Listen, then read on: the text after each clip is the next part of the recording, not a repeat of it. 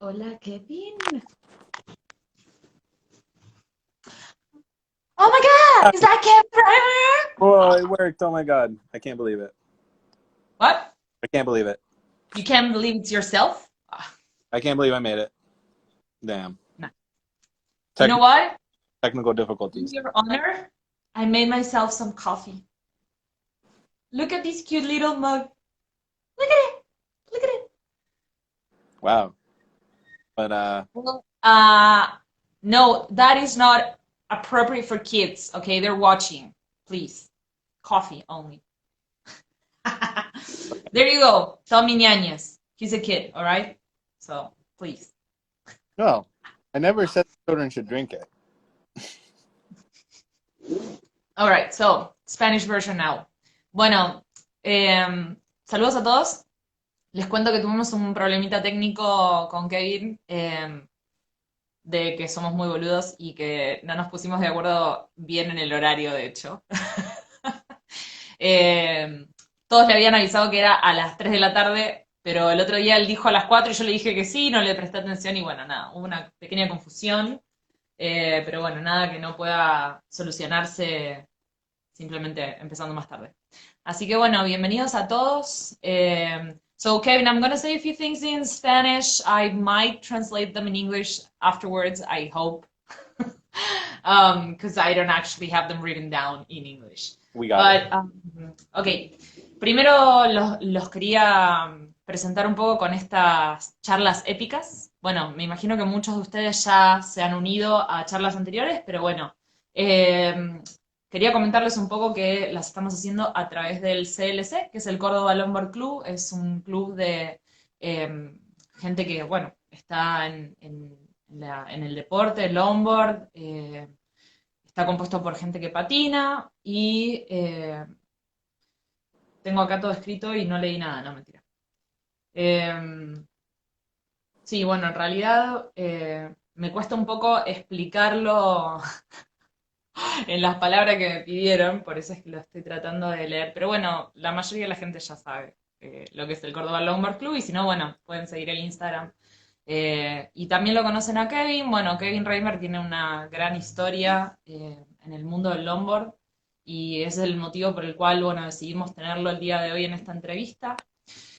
Bueno, ya tenemos las preguntas predefinidas, ¿no?, que le vamos a hacer a Kevin, pero bueno, si sobra tiempo, al final de la entrevista vamos a hacer 5 o 10 minutos para que puedan preguntarle. Igualmente creo que las preguntas que hay cubren casi todo y yo tengo una pregunta secreta que nadie conoce que se la voy a hacer también. So, here's the thing. I'm going to translate it in English now, hopefully. It was already pretty hard to say it in Spanish, but so Cordoba Longboard Club is is a group of people. It's a club of people that do longboard here in Argentina, and they have created this space for us to have interviews with people that are very influential in the longboard world. And you are like #1 over here in Argentina. I don't know if you know that, but you are. Like, you're a legend. And somehow you've managed to stay in the #1 position for like the longest time ever. I know there's other riders, you always say that are currently, you know, like #1 in the world, etc. But you're still #1 for everyone here. Like, you're a legend and everyone loves you. So yeah, that's why you should come to Argentina. I hear you I guys. always tell you that. I always tell you that. So, I don't know. What I said was that we already have pretty much everything covered for questions that I'm going to ask you. And I have a secret question that no one knows that I'm going to ask you too. Secret. But if we have enough time, 5 or 10 minutes before we finish, we're going to, you know, leave some room for people to ask questions, I guess. Okay, challenge. So, how are you feeling? Nervous? I'm doing okay. I'm 6 weeks post ACL surgery, so the ligament in my knee, the ligamento cruzado. You're making this pretty hard to translate, right? Yeah, I'm trying my best. So and I'm gonna probably just say that your knee's fucked up. Nah, I'll explain because the All right, so wow. let me explain. So el ligamento de su rodilla se jodió. Tuvo un accidente y se rompió el ligamento. Y hace poco, was it 6 weeks ago? 6 weeks, Monday, I have my... semanas lo operaron, así que está con la pata ahí, con hielo para arriba todos los días. Y viene de hecho de hacerse fisioterapia, por eso es que no empezamos antes. I also said that you were in physiotherapy before. I was just at physiotherapy right now. So I'm going twice a week. I was going 3 times a week. I'm just starting to walk right now. Bueno, So hace 2 semanas que va 2 veces a la semana y está recién ahora empezando a caminar. so it's very stressful because it feels like my knee is just going to fall, like it's going to buckle. And yeah, so it's been a long process because I also had a meniscus tear. So they had to repair the meniscus with 1 stitch. So that means I cannot walk. Like I didn't put weight on my foot for 6 weeks at all. So it's like relearning how to walk now. Bueno, está recién ahora empezando a caminar de vuelta, dice que se siente súper raro y que tuvieron como que reconstruirle el menisco. Así que, nada, guácala. Yeah, that sounds gross. Thank you. Yeah. No. I'm happy you're walking again though. Like we already talked about this, but I'm pretty sure you're gonna be back to your old self in no time. So We hope. We really hope. yeah. But So how do you feel about starting with the questions? oh, already, yeah. All right, let's go. Yeah. So people want to know at what age did you start skateboarding and how did you get into it? Okay. ¿A qué edad? Wait, I should have asked in Spanish first. For that. ¿A qué edad y cómo empezaste a hacer skateboard?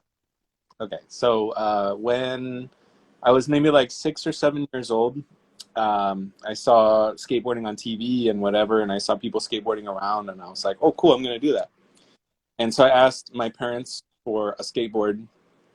My birthday's on Christmas. So, you know, I had to combine Christmas and birthday to get the skateboard because it's pretty expensive at the time, you know. So I tried it, and I was like, I kept jumping, and the skateboard didn't come with me. And I was like, damn, like, I guess I'm no good at it. And so I didn't really like it. I skateboarded like 2 or 3 times. And then I started skateboarding again when I was 12 or 13 years old. And I used the same skateboard. And I really wanted to learn how to ollie because I could never learn how to do that when I was 6 or 7. So I just kept doing it all day long, every day. Get back from school, learn to ollie. At free time, learn to ollie. I just kept doing it over and over and over and over again until I learned. And so then basically, like I thought that maybe if I could skateboard when I went into high school, I'd be like slightly cooler, like a little bit, you know. And that was not the case. I was not cool. All right, let me translate a little bit. Okay, so les cuento un poco cómo es la historia. Cuando él era chico, él cumple años en Navidad. Y cuando era chico, tenía que combinar el regalo de Navidad con el de su cumpleaños. Y pidió que le regalaran un skateboard y trataba de hacer los ollies. Y bueno, Kevin es una persona muy metódica. Entonces probaba y probaba y probaba hasta que lo pudo hacer. Y, what was the last thing you said? Because it was a long. Yeah, so I was like 12 or 13 years old, and I picked up the skateboard again, and I was learning and trying again. Okay, so that's when you went to high school, 12 or 13? 13 years old. Okay, cuando entró en el secundario dice, bueno, voy a ser un poco más cool, más copado, si ando en skateboard, así que otra vez volvió a probar. Continue. Yeah, I was like bicycling everywhere. I was rollerblading, and I had my skateboard, but it was super slow. And I like it would be super cool if there was a skateboard that was as fast as a bicycle. And I tried to longboard at the beach, and it was great. I was like, oh my god, this board. It was like one of Landyacht's first boards, called the Landyacht's Chief. 85 mil cryptos on it. And it was like super flexy, no concave, and I was like, "Well, this is super cool. I'm gonna get one of these."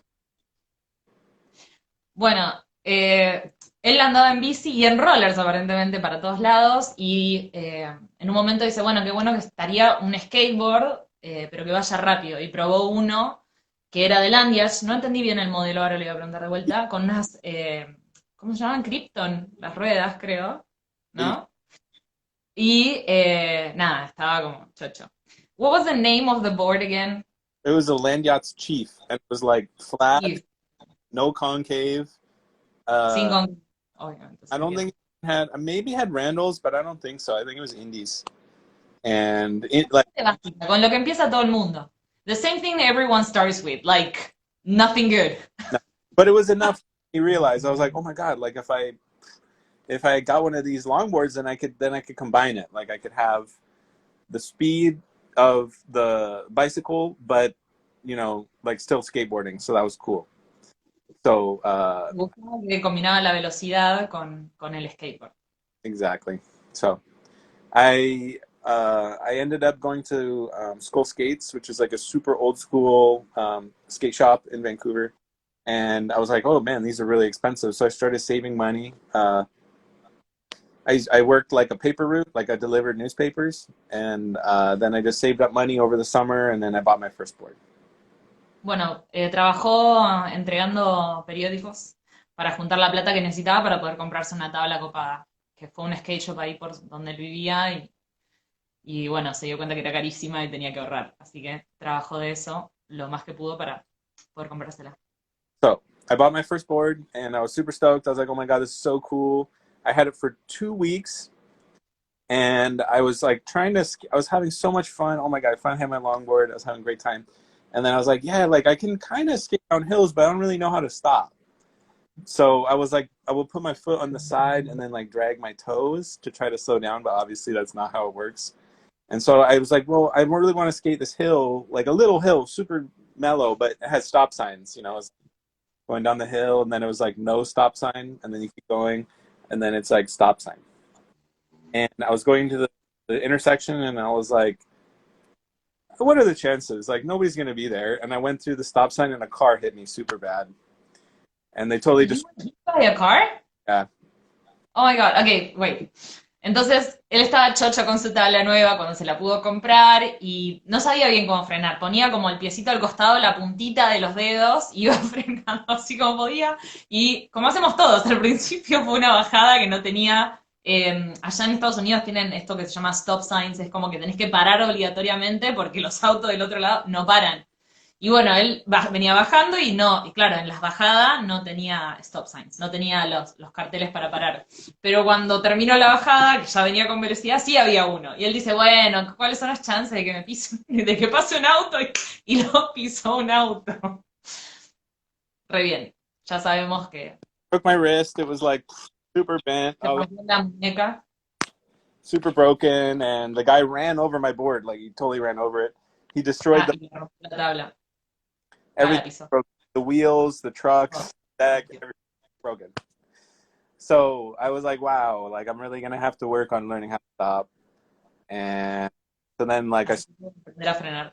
researching like crazy, and I saw videos of guys in France who were like sliding, but they weren't landing it. Like they didn't do a Coleman slide. They're just like come to a stop. And I thought, man, I'm gonna learn how to do that, and then I'm not gonna have that problem anymore.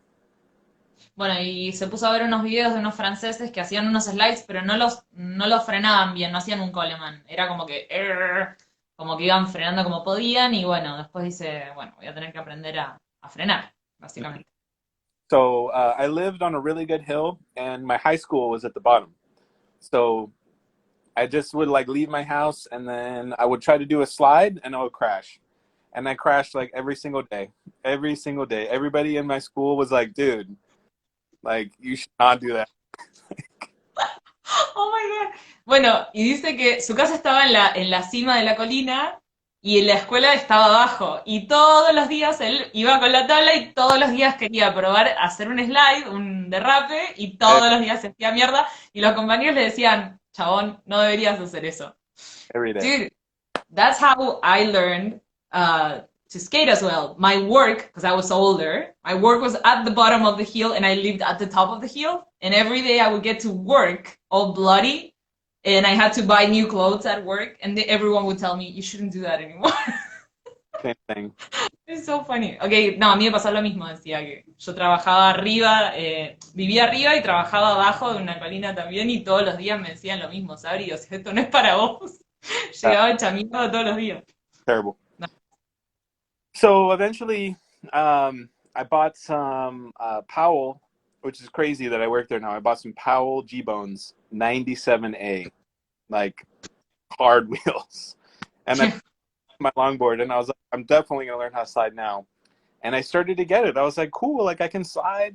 And then there was one day that was frosty, and there was like frost on the ground, and I totally learned it that day. I did perfect slides. It was obviously frosty, but I learned how to do it then. Bueno, se compró unas ruedas más duras de Powell, que es re loco, que ahora trabaja ahí.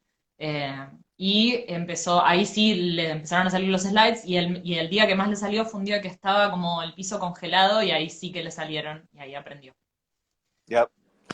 And so yeah, it was great. And that was kind of starting everything. And then I found out I was going up to the Sunshine Coast where Danger Bay is, and I saw a poster at Subway, and I was like, oh hell yeah, Subway sandwiches. But what's this skateboard race? And then I was like, cool, like a skateboard race, like I want to go check that out. And so I told my parents, I was like, yo, like I gotta check out the skateboard race, like I have to go. And we're like, no. So we didn't go that year, and I was so bummed because I just wanted. What year was that? 2003. Bueno, che, en el 2003 dice que estaba yendo a un Subway a comprar un sándwich y ve que había un cartel que decía que había una carrera de longboard, que era Danger Bay, ¿no? Danger Bay. Yep. Y dice que le dijo a los padres, ay, por favor, tengo que ir. Y los padres le dijeron que no. No. So we didn't go that year. But then I had like a lot more time until the next one, you know, like I was like, yeah, like I'm going to keep skating. I skated with my friends. We went to the parking garages. We had super fun. It was amazing. We were always like street luging on street boards, and it was super fun. Like, I just loved downhill skating. I was learning to slide better. And then the next year I went and I watched it because it's winter, you know, like Danger Bay is in May, and I kept skating until like October, and then it's cold and rainy and stuff. So the next year in May, I got to see Danger Bay, and I went there and I sat on that same longboard, not with the G-Bones anymore, but I sat down and I watched the event. Everybody was crashing. Every run, somebody crashed, and I was like, like I think I could do it. You know, I was like, I think I could race it. I think I can crash like them. I was like, no, like I was like, you know what? Like I could just like carve through there, like that corner. I think I could do it. Bueno, entonces el año siguiente él siguió patinando con sus amigos. De hecho, bueno, es muy común, lo habrán visto en Estados Unidos o en Canadá. Hay lugares que son como estacionamientos donde van y practican, de hecho, los chicos que patinan. Y bueno, dice que siguió patinando y que durante todo el invierno, y que después en la carrera esta, al año siguiente fue a ver. Dice que todo el mundo se caía en todas las bajadas. Y dice, bueno, yo creo que puedo hacer esto. Dice, puedo simplemente ir derrapando por todo la curva, digamos, ¿no? Mm-hmm. So yeah, I found out about coast longboarding, you know, like Bryson and the community, and there's a website, coastlongboarding.com, like a message board. And so I was on the message board all the time, and I was really practicing. Like from that year, you know, where I watched it afterwards, I started skating all the time, every day, just going crazy, you know, trying to figure it out, trying to be faster. I got an Evo from Land Yachts, and I was like, cool, like I'm gonna race, and I'm gonna go next year. And I got my leathers, and I bought my helmet, and I was like, okay, cool, like I'm gonna race Danger Bay the year after that. So I had a whole year of skating with other people, and because I had ridden the G-Bones, like literally because I had the hard wheels, I had really good slides. I slide toe side, heel side, and the rest of the community, like a lot of people didn't know how to slide. So like one person could do a 360, but he couldn't do a toe side, or like another guy could do a Coleman, but he couldn't toe side. So it was like I kind of learned alone. So when I found everybody, like I was like my skills were good comparably for the time. So, ahí conoció Coast Longboards, que algunos lo conocerán, es algo muy antiguo, igual no sé si acá en Argentina es tan conocido, pero la gente que hace mucho que patina sí lo sabe. Que bueno, ellos tenían una página web y él estaba todo el tiempo fijándose ahí, viste, las actualizaciones. Y dice que, bueno, se compró después una Evo y que siguió practicando y, o sea, la gente en ese momento no hacía derrapes muy bien. Y él había practicado solo, pero ya tenía un buen nivel, digamos. Entonces, ese año se compró la Evo, se compró los cueros, y dijo, bueno, el año que viene corro. Así que, hasta ahí llegamos. So, my first Danger Bay, it was kind of wet and like rainy. It was like patchy. And I was like, okay, I'm gonna do super good at this race. Like I'm gonna like maybe who knows, maybe I'm gonna get the semifinals or something. Like I was so confident. And first corner practicing, I slid off the road into the forest. I was like, fuck, damn. Bueno, la primera vez que fue, dice, bueno, estaba pachi, estaba como medio que llovía seco mojado. Y en la primera bajada de práctica dice que el primer derrape que tira, pum, se fue al bosque directo. In the forest, like straight up, like in the trees, past the hay bales. I was like, fuck. Oh my god, I don't know how to do this, you know. And then I got a little more confidence and I raced pretty well. Like I think I got 20th, which is pretty good. First race, 20th, chill. How Mind you, many people were there? maybe like 60, maybe more, maybe like Quedó 20 de 60 en su primer carrera y le fue bastante bien. yeah. Él al principio, antes de tirarse, pensaba que iba a llegar a semifinales, que le iba a ir re bien, y en la primera se fue a la mierda. So, so then the next race was like a couple weeks after in the interior BC, and I got 20th again. And I was like, okay, well, at least I'm consistent. La carrera siguiente también quedó 20 y dice, bueno, al menos soy consistente. Yeah, so yeah, I was pretty hooked. Like the coast longboarding community was super cool, and I was in high school. You know, I was like 15 years old, and I had the really good hill. You know, like I lived on a good hill. There was a downhill run and like the best slide hill in the city. So I just kept practicing like crazy and crazy. Like I was obsessed. You know, I would skip class. You? Yeah, No. all the time.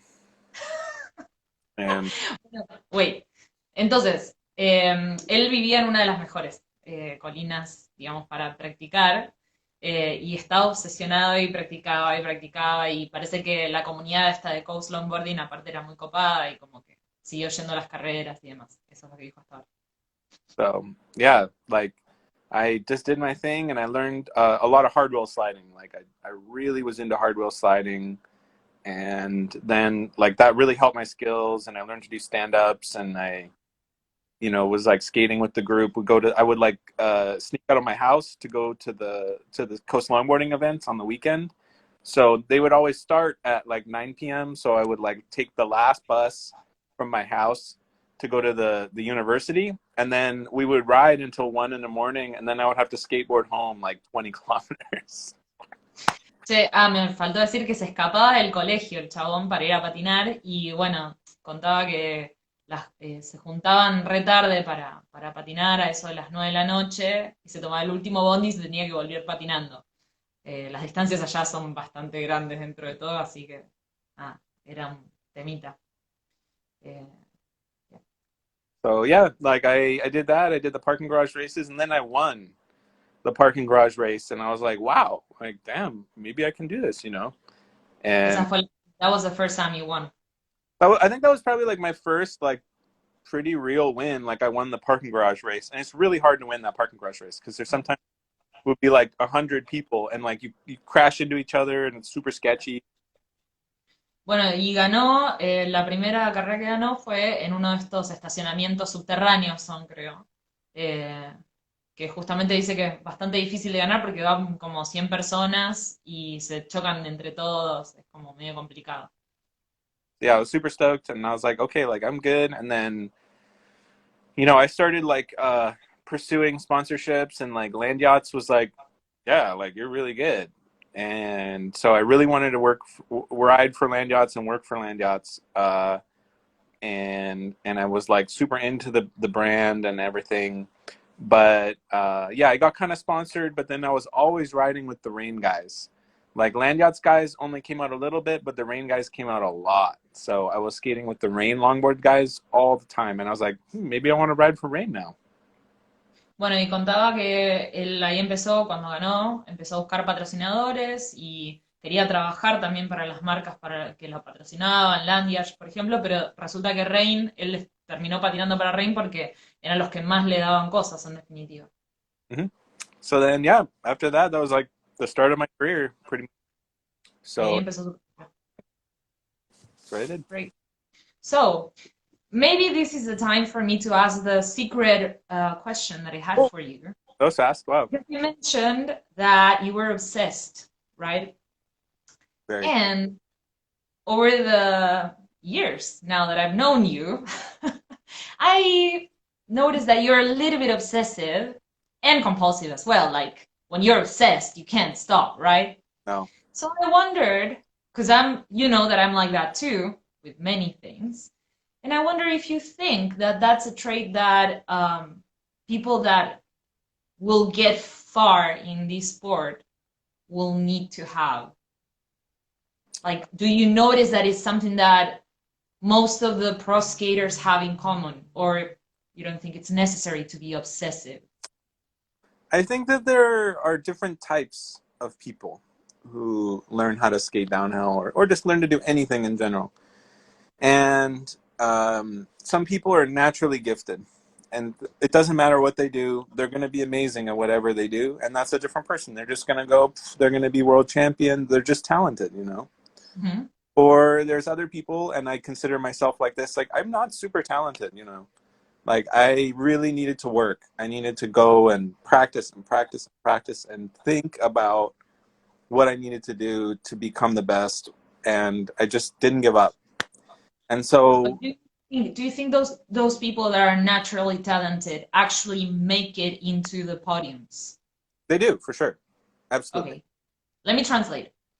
Yo lo que le pregunté, esta es mi pregunta secreta para Kevin, que se me ocurrió antes de la charla, porque bueno, nosotros con Kevin nos conocemos hace muchos años, ¿viste? Y hablamos un montón y yo me di cuenta que somos los dos muy obsesivos y compulsivos. Cuando nos obsesionamos con algo no podemos parar con eso. Los que lo siguen en las redes también verán que no es solo con el longboard que lo hace, con cualquier cosa, con el café, con el pan, con las plantitas, con todo. Y me pareció que por ahí esa era una característica importante que tenía que tener alguien que se dedica profesionalmente al deporte y que va a llegar lejos quizás también, ¿no? Y me dijo que bueno, que para él hay dos tipos de personas que realmente llegan a hacer algo en el deporte. Unas son las que naturalmente tienen talento y otras son las que justamente se dedican y practican y se esfuerzan para llegar a algún lado. Y él dice que él no necesariamente es el más talentoso naturalmente, pero sí que se esfuerza mucho y como que se compenetra mucho con la práctica. Y bueno, justamente yo también creo que soy una de esas. No es que naturalmente yo me subo a una tabla y ya nací patinando como algunos creen, sino que al contrario, fue mucha práctica y muchas caídas. I didn't crash a lot, but ¿Ah? I didn't crash that much, but I I practiced know you don't. When you fall hard though. pretty much. No se cae mucho, Kevin, es verdad, no se cae mucho, pero cuando se cae se hace poronga, chicos. Quiero que lo sepan. We skated together in North Carolina, and there was only one fall you took, but that was enough.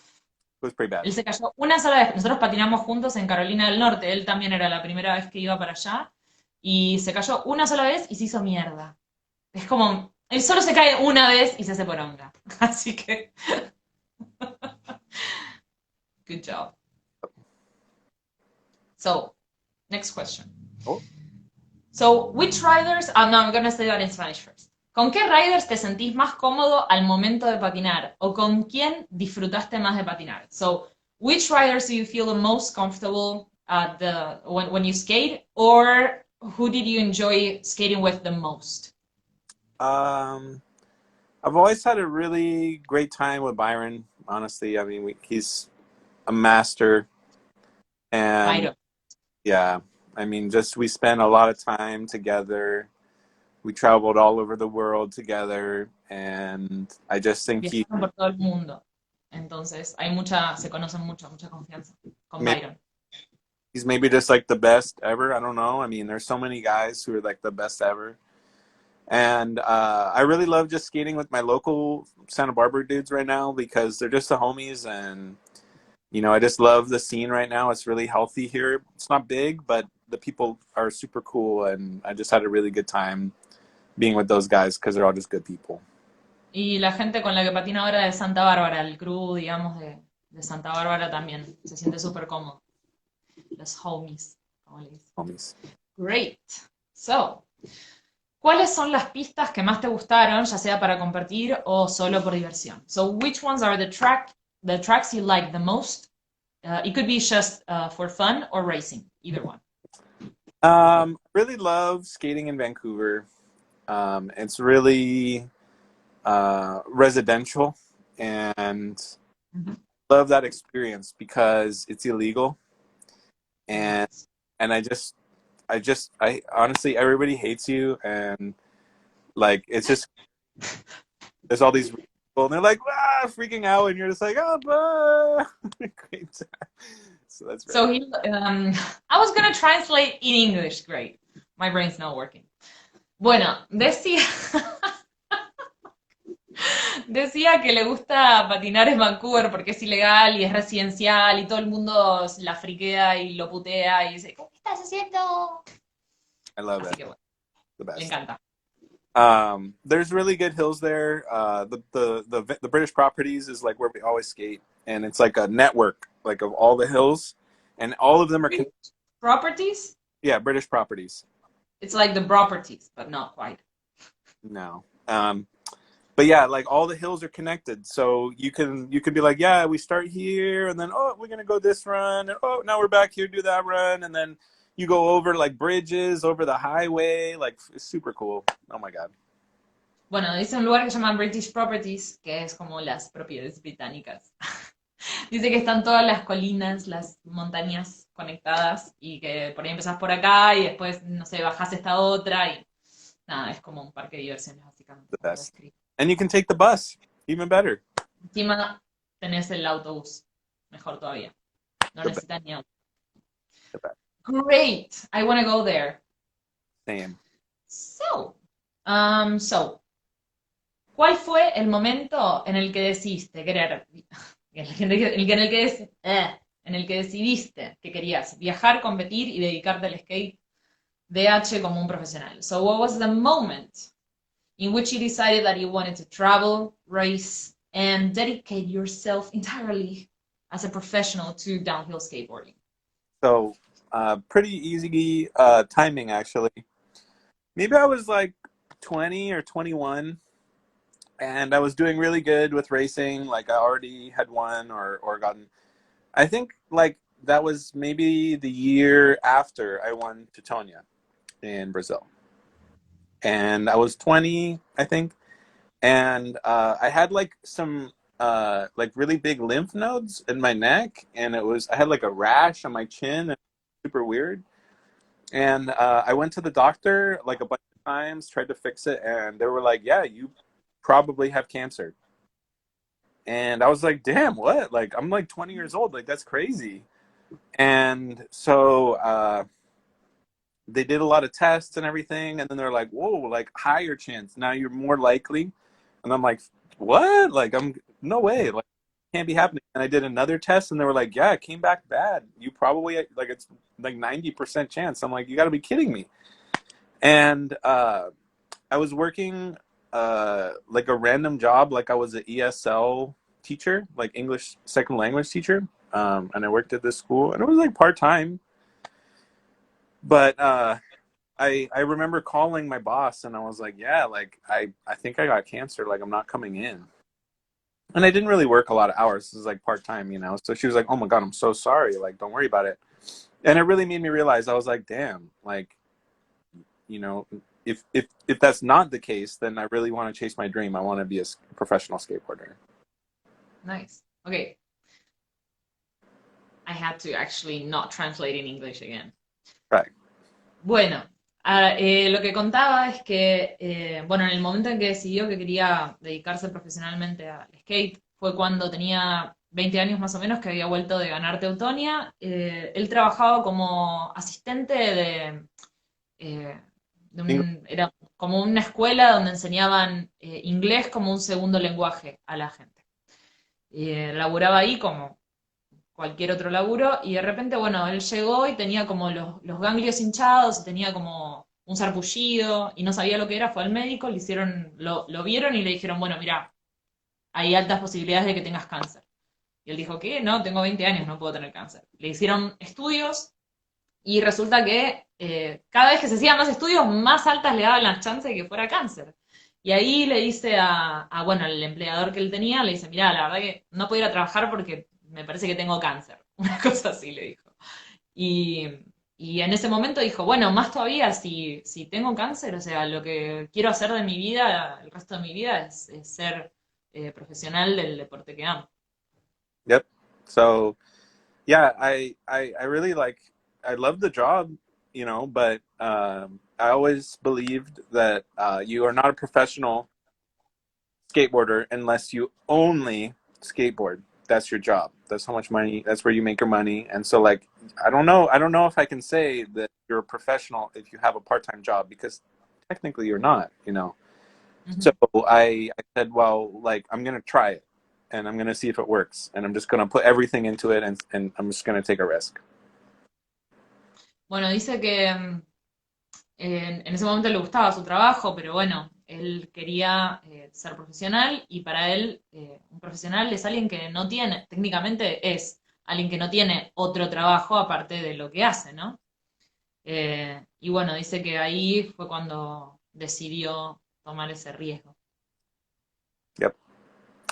So I wasn't sure if it was gonna work, but I think like maybe it was 2008 or something, maybe something like that. But I went to Europe and I won the first World Cup. I'm like, all right, like we're going. And then So, I, did you already know that you didn't have cancer by then? yeah, it was fine. It was fine. Okay. Bueno, dice que en el 2008 fue y ganó su primer tour europeo. Para ese momento ya sabía que no tenía cáncer igual, aviso. Forget. No cancer. Yeah, so that was the start like that. Great. So, question in Spanish. Oh, ¿Cómo ves la escena nacional y mundial del long? English version. How do you see the national and world scene of longboarding?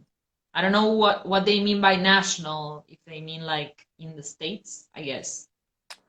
yeah. We can just go on in general. I guess like we'll just go with like right now. Probably they mean contemporary. Uh, Yeah. I can connect that with another question, and it might help you because it's a question related to IGSA and IDF. Like, which one did you think was best? So, if you oh, want to ID, combine those two questions. yeah, IDF for sure. Because a lot of people don't remember the IGSA time, or they didn't experience it firsthand around the world. So, love him or hate him, there was one person who ran the IGSA. The IGSA was a for-profit corporation. And so, when Cutting out. we, the riders, You wanted get one. something, and we said, hey, what's that? I think you're cutting out, or maybe it's me. I don't know. But Uh, either way, So, anyway, I didn't quite get what you were saying. I only heard that um, that the IGSA was like one person or something like a profit. Like, one person for-profit corporation. okay, so yo lo que le pregunté fue combiné la pregunta esta con otra que teníamos de la gente, que era qué le parecía mejor también si IGSA o IDF.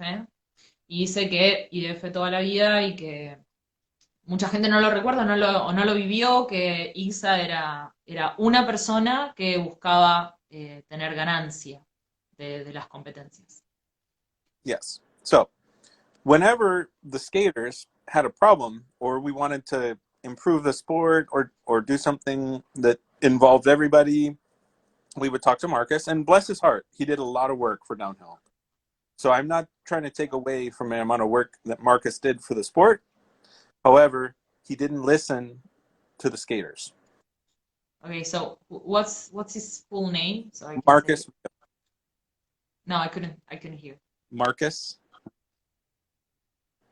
Dude, like you say Marcus and then I like the last name I hear no sound twice already. Riedema. Okay. Ridama. Sure. Bueno, Marcus Ridama, no sé cómo será, era la persona esta, ¿no? Que estaba detrás de IXA. Después lo voy a buscar y se los voy a pasar a los chicos del CLC. Bueno, resulta que cuando querían hacer alguna mejora para los riders, que no es que el tipo no les daba pelota, pero bueno, más o menos que no. Los escuchaba, pero las cosas no cambiaban. Exactly.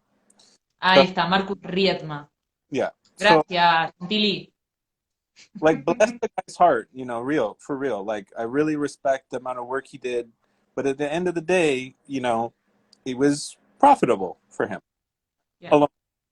And I respect that, you know, he did work and he deserves pay, but that's not actually an association, that's a corporation. Yeah. Ok.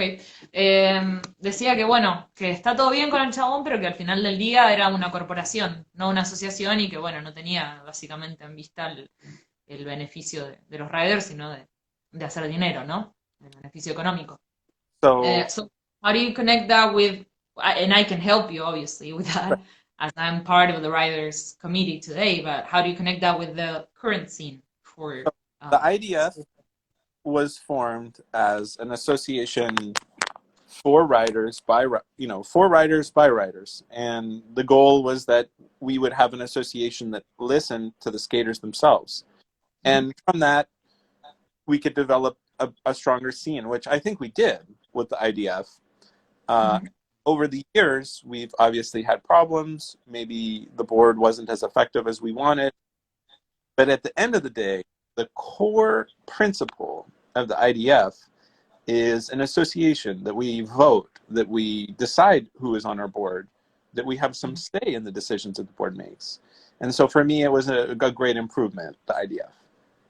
Bueno, y cuenta que básicamente lo que se hizo con IDF fue una asociación de riders para riders, que la idea era que escuchen a la gente que patina, y bueno, y que nosotros, que somos los que patinamos, podamos decidir quiénes estaban en la Junta Mundial, ¿no? Y esto lo agrego yo de mi parte, ¿no? Yo actualmente, de hecho, estoy dentro de la Junta, pero no de forma oficial, sino que estoy dentro de un comité que les permite a ustedes, todos los que están escuchando ahora, tanto los que hablen español como los que no, no importa, eh, comunicarse conmigo o con cualquiera otra de las personas que están en la Junta para acceder a que su voz sea escuchada a nivel mundial en la IDF. Entonces realmente es real lo que dice Kevin, que bueno, sí, mejoró muchísimo la comunicación de la gente con la IDF. I just added a few things because I told everyone that I am a representative as well for IDF. I'm in the Riders Committee, so anyone that is listening to this can actually send me a message and talk to me if they want the IDF to listen to them. So this is actually very real that things have changed and riders are able to have a voice in matters that concern all of us. For sure. And so anyway, as for how I see the scene in general, I mean, I think that we went through a very difficult time where we were really up here, and then, you know, the scene was kind of going down. And I can name a lot of reasons for why that may have happened, but you know, I think just in general, the focus of you know, there was an age group that came through the sport, and as they matured, they stopped skating, and we failed as an industry to attract another generation, a younger generation, to do the same thing. The reason I personally believe that that happened was that we focused on the high-end people and we stopped making the sport accessible to the low-end person. Yeah.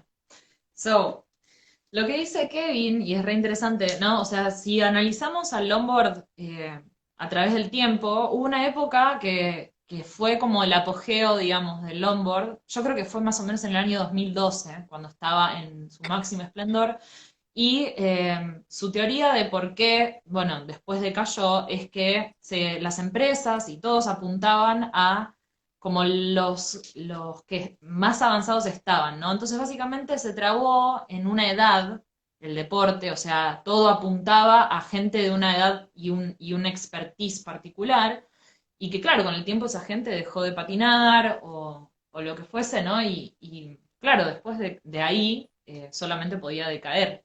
Eh, y de hecho aprovecho para comentar, bueno, esto es algo de lo que tendría que haber hablado en la introducción, ¿no? Porque el CLC es una de de los grupos, digamos, de clubes que hay a nivel nacional, que está muy enfocado en lo que es el futuro del longboard, ¿no? Que tiene escuelitas y que se encarga bueno, de asegurarse de transmitir ese conocimiento, ¿no?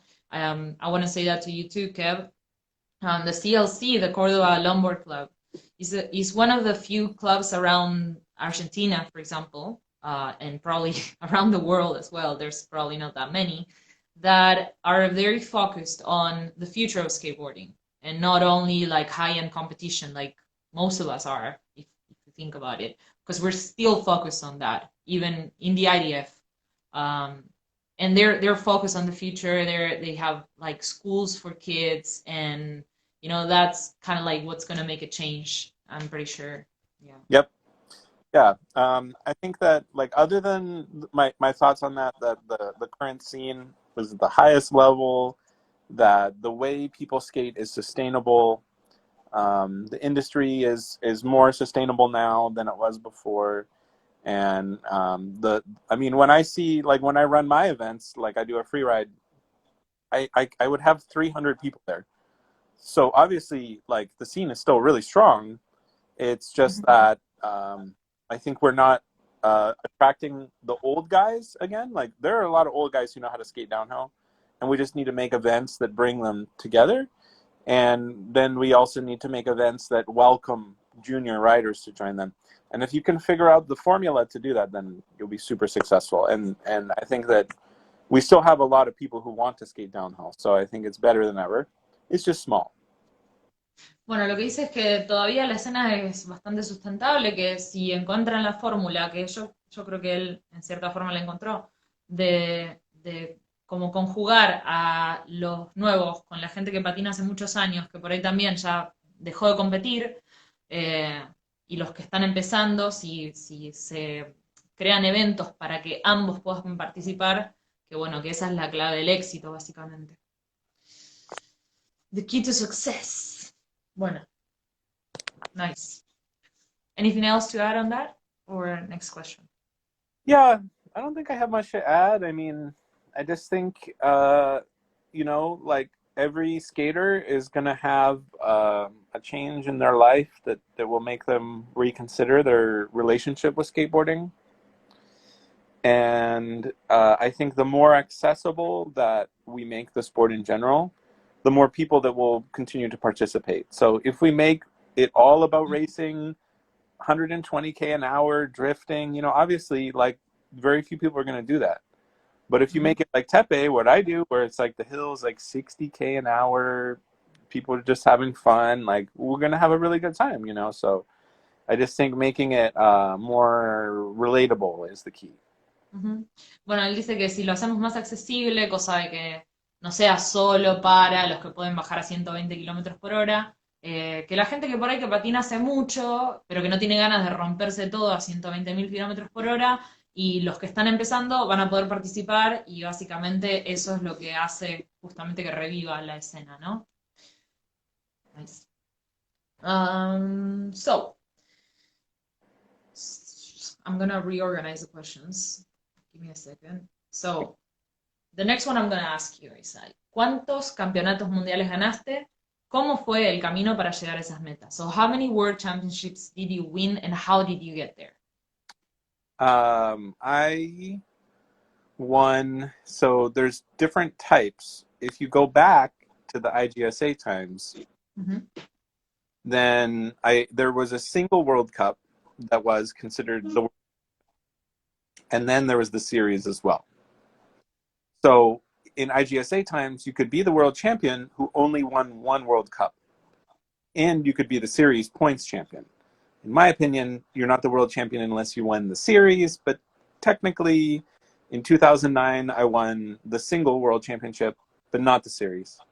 In 2010, I won the single world championship and the series. And in 2014, I won the series, making me world champion in 2014 under the IDF banner. Cool.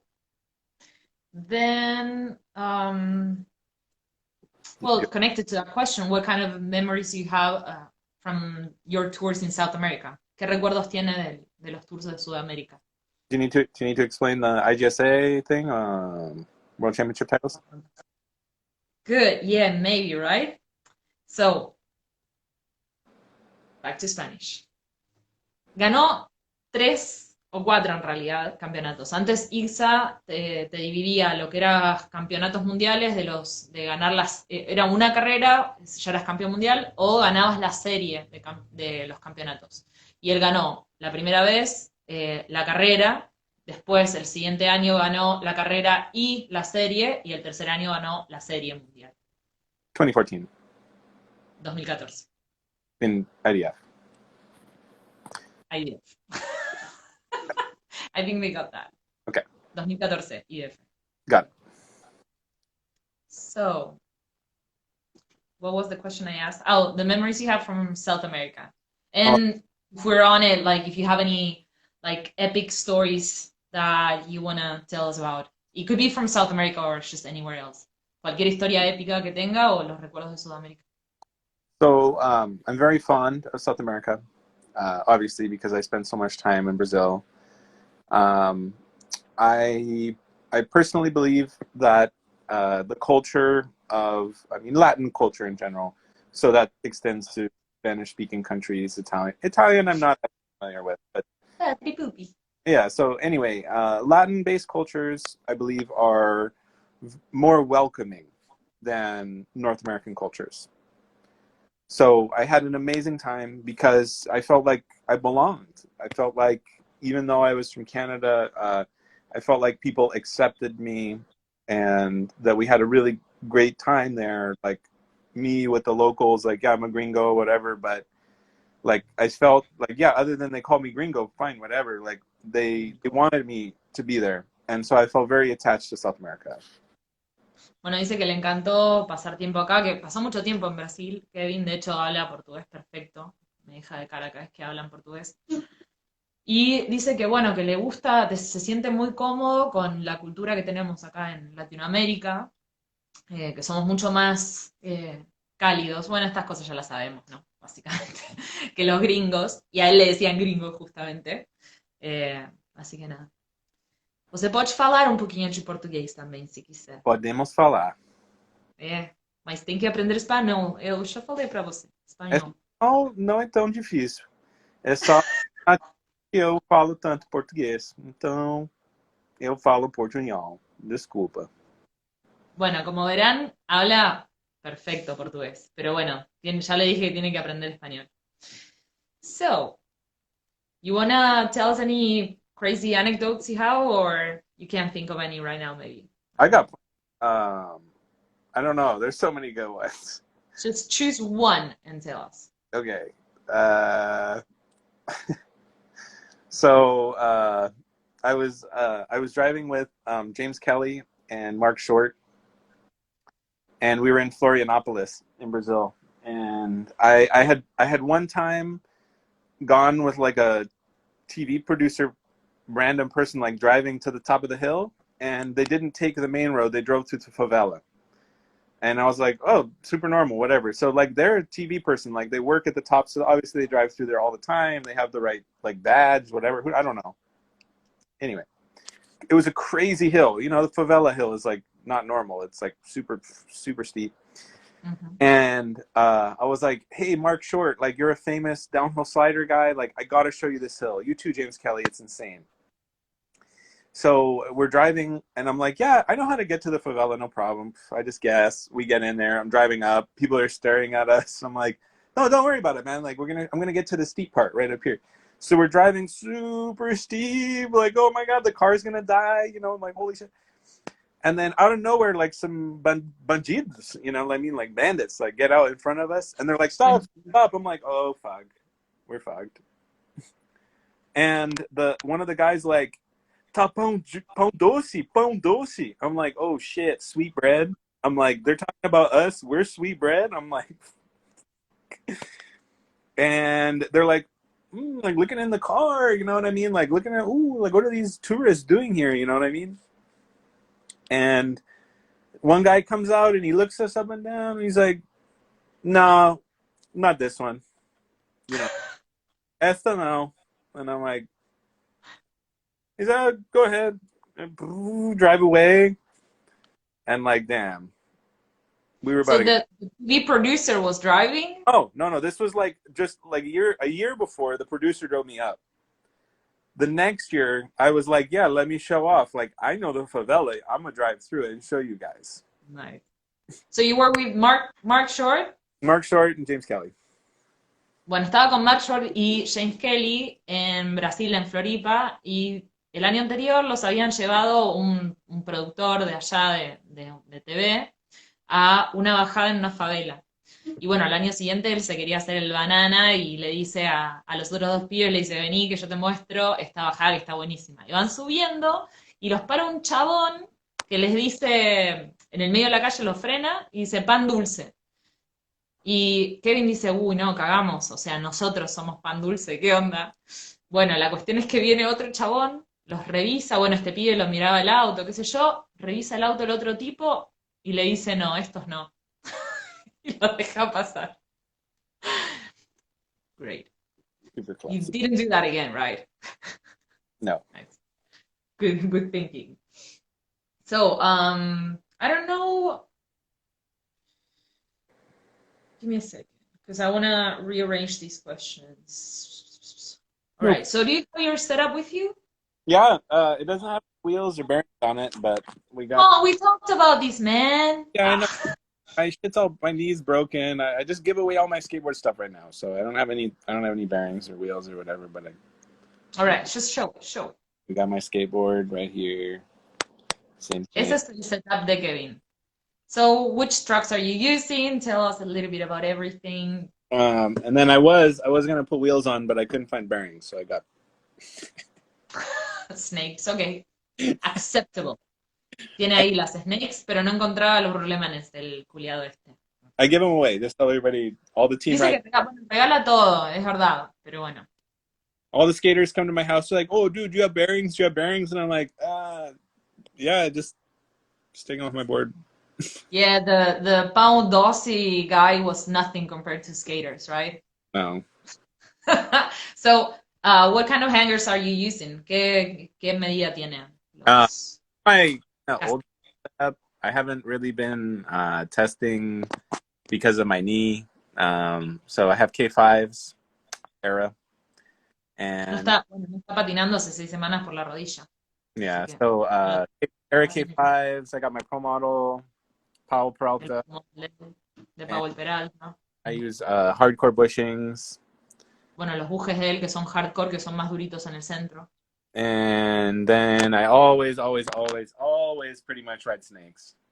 Sí, últimamente solo patina con esas. Pretty much.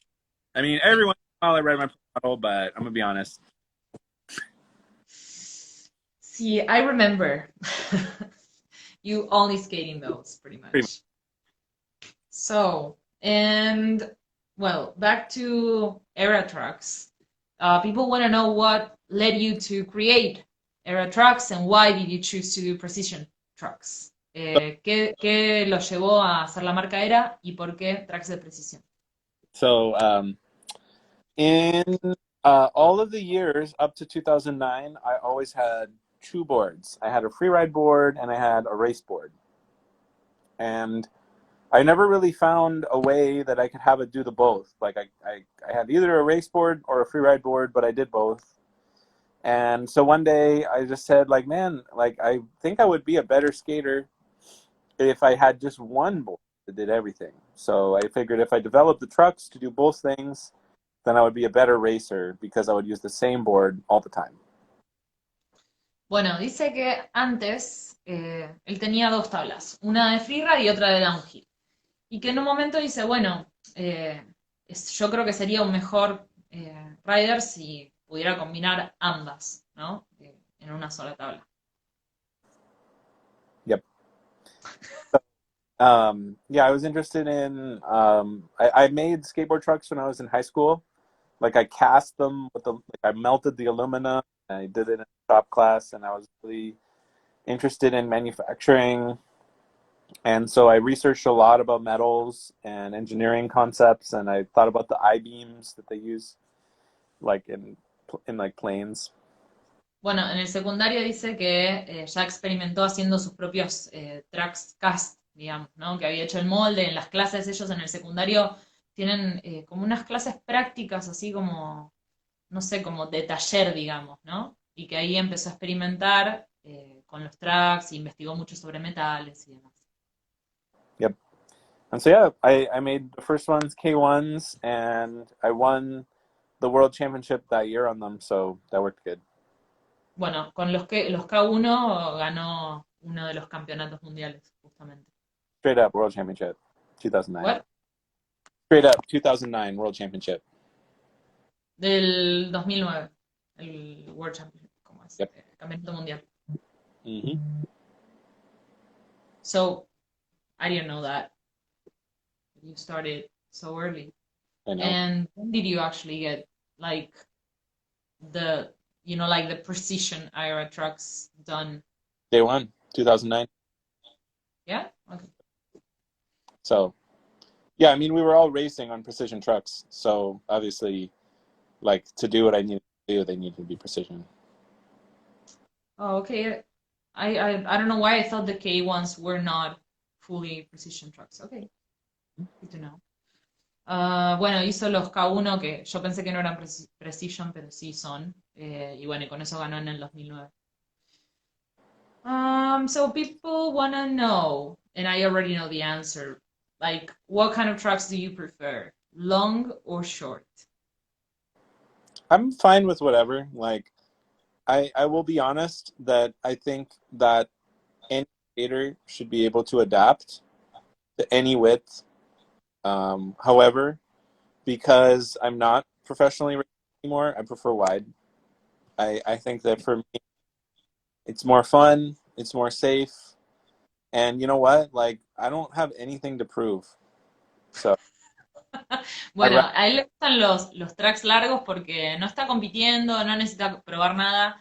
Y bueno, dice que igualmente él cree que cualquier rider que sea bueno debería poder adaptarse a cualquier cosa. Pero bueno, él particularmente usa los largos porque son más estables, son más seguros. Y como él no está compitiendo, no tiene nada que probar, no necesita tracks cortos.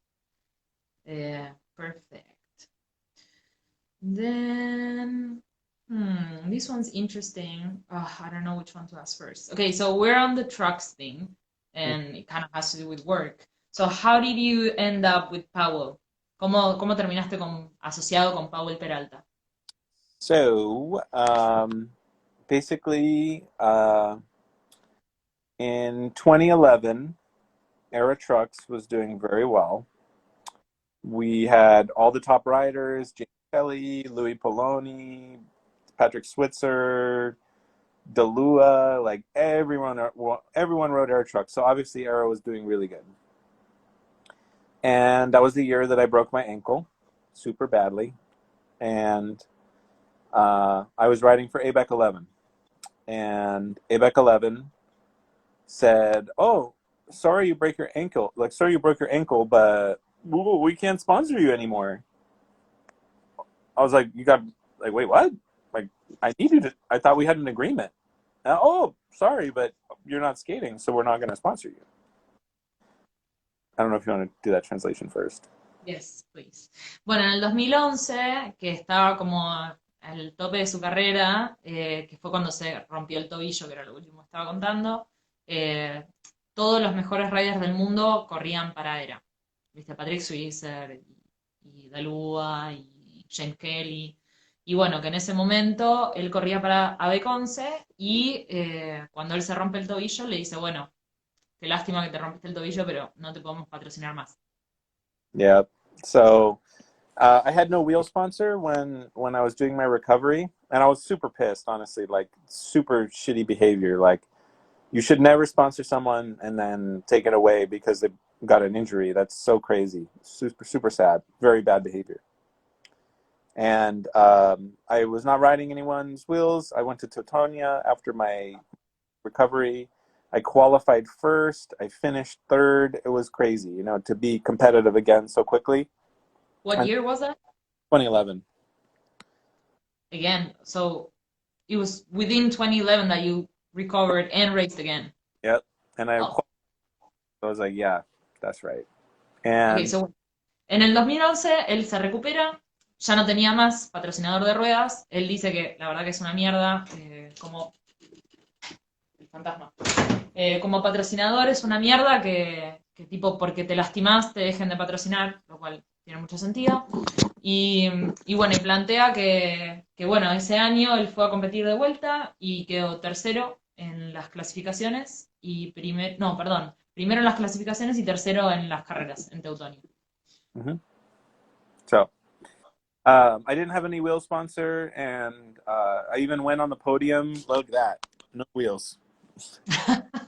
And even though I raced on ABAC 11, but who cares? Terrible. And I got an email from Concrete Wave, and they said, "Yeah, we want you to like get in touch with this company." And I said, "Cool."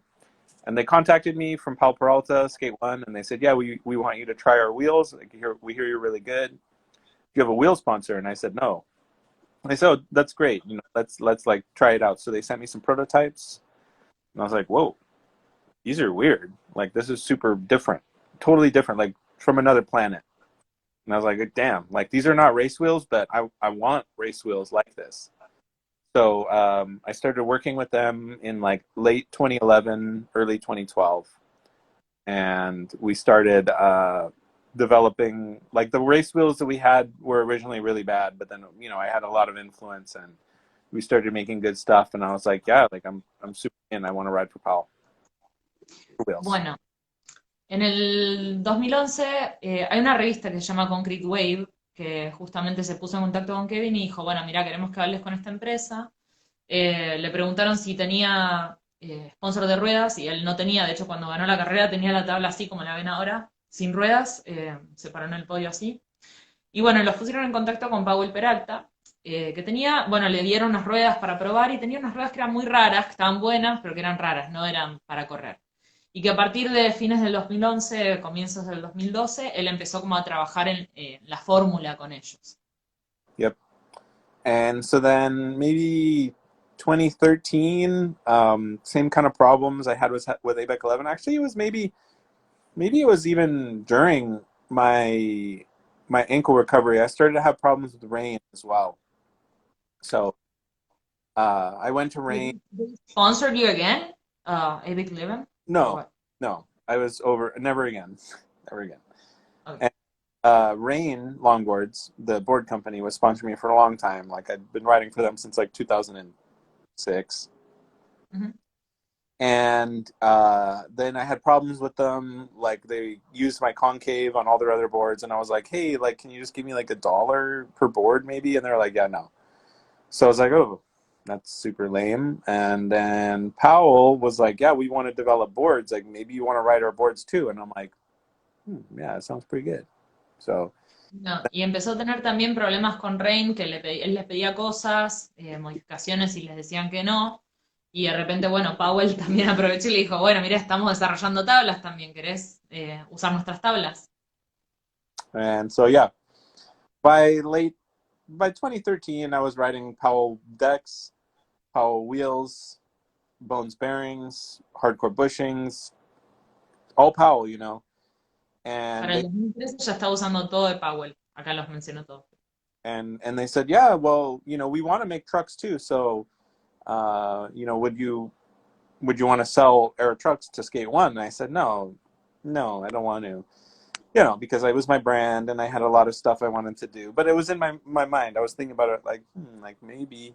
And they said, "Yeah, we'll get you a green card or visa. You can work in the U.S., live in California." And I was like, "Yeah, I'll try that." So I made Era a part of Skate One, Pal Peralta, and from there I moved to Santa Barbara the year after.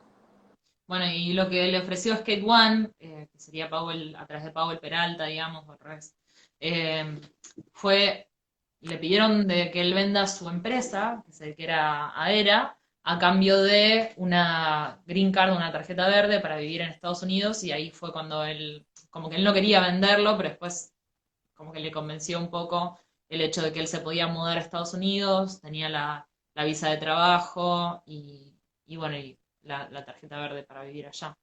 Así que ahí fue cuando, en el 2013, fue cuando lo vendió. Yep. that was how we started. Perfect.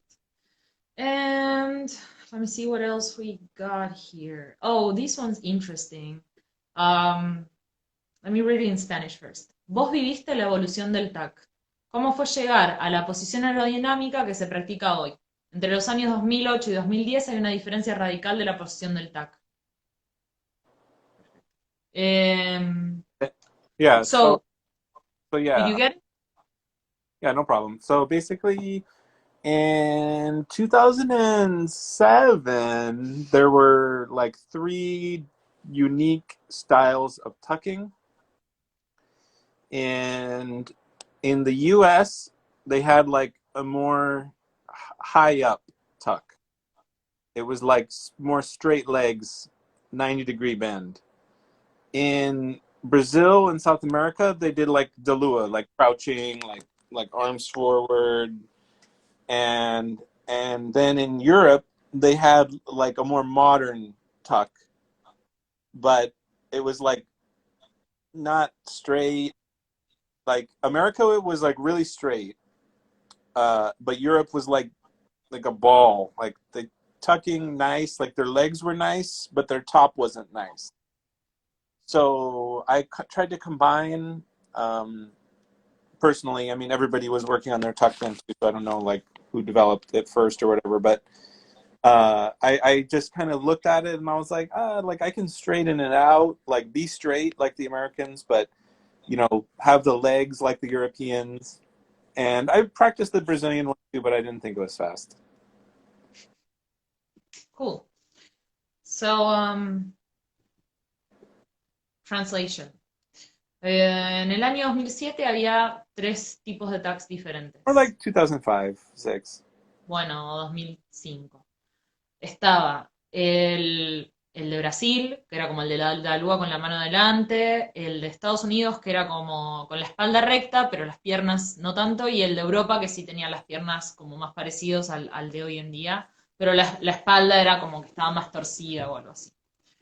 Y dice que, bueno, que él como lo que hizo fue buscar una mezcla entre el europeo y el americano, que es por ahí el tag más moderno que se usa hoy en día, y que probó el brasilero, pero no le funcionó. Evidentemente a nadie le funcionó porque murió ese tipo de tag también. I don't think anyone actually uses the Brazilian tag anyway, so it didn't quite work. No. Cool. So, I don't know if we have any other questions. That are worthy, because you kind of mentioned some of the other questions in what you answered. You So got any yeah, questions right now or what? what? Got anyone asking questions right now or what? That's what I was gonna say. If anyone wants to ask a question now, you can. You got like maybe a few minutes until we're done. Si alguien quiere hacer una pregunta que no se haya hecho hasta ahora, lo pueden hacer. Que quedan probablemente unos minutitos hasta que cortemos. ¿Qué dice ahí? Just for fun. Mirá, el Chile está ahí, po, weón. Ahí. Bueno, si nadie más tiene ninguna pregunta, podemos cerrar acá. If no one else has a question, we can finish the interview here. I actually think we covered pretty much everything. Yo creo que igual cubrimos casi todo. Well, I wanted to thank you on behalf of Cordoba Longboard Club and myself, obviously. Honestly, like, as you know, people want you to come here. You know, like, you can read. Everyone's telling you to come to Argentina. And that doesn't mean that you have to raise everyone here, by the way. Like, we know how to take it chill. Lo que le digo es que, bueno, gracias, le agradecemos de parte del Cordoba Longboard Club y, bueno, y todos los que estamos acá, y que, bueno, que todos queremos que venga a Argentina. Sabemos que no, la idea no es competir contra él, sino justamente patinar con la mejor onda, porque, bueno, él ya está retirado aparte. Así que, nada, está bueno invitarlo de una forma no competitiva, sino más bien como un compañero de patín. So, yeah, everyone's very happy about this live interview. Thank you again so much for your time, Kev. You know, I love you, and I'm super stoked that you got to do this for everyone in Argentina, okay? Hopefully, Yeah. a big ask. I don't know. But I hear that World Skate is going to do a competition, Argentina 2022. Yeah. So maybe I'm going to eat some barbecue. July? Yes, you should come. Like I already told everyone, you're not here to compete against anyone. Not anymore. And it would be nice for us to host you as just a skate companion, like it's hard because everyone sees you as an icon, like, and you know that it happens to you all the time, and I know it because we've talked about that. But and I'm gonna translate this in Spanish. It would be nice to have you just to skate with you, just to have fun, Just chilling. right? You do. So, entonces lo que le decía a Kevin, bueno, a él le pasa mucho que como es una leyenda, todo el mundo quiere competir contra él y él ya está retirado, él no quiere competir, quiere gente con la que salir a patinar nada más y que no estén todo el tiempo tratando de ganarle, porque de hecho así es como se rompe después la rodilla. That's how you fuck up your knee and all that shit, right? Like, Yeah. fooling with people maybe. I don't know the situation behind the knee, but I know others. Así que bueno, nada, la idea es que lo recibamos con todo el amor del mundo y para patinar como uno más, ¿viste? Con amor para recibirlo como un compañero de skate y no como una competencia. Así que bueno, espero que realmente en el 2022, que es lo que decía él, que no sé si lo traduje, que capaz que puede venir a comer un asado, porque vienen, o sea, vamos a tener el War Skate acá. Así que nada, recordemos eso, ¿no? En definitiva, no, esto no es todo competencia. Kevin puede ser un ícono a nivel competitivo en el mundo, pero hoy en día es un compañero de patín y eso es lo que está bueno. Si algún día tienen la posibilidad de patinar con él, es realmente único y hermoso. Así que bueno, gracias, Kevin. Gracias. Gracias. Y ahora solamente te queda aprender español antes del 2022. Vamos. Va a tener que aprender español antes de vivir, ¿ok? Voy a intentar. Thank you. We'll try. All right, thank you so much, Kev. Okay. See you Bye-bye. later. Yeah. Bye. Y...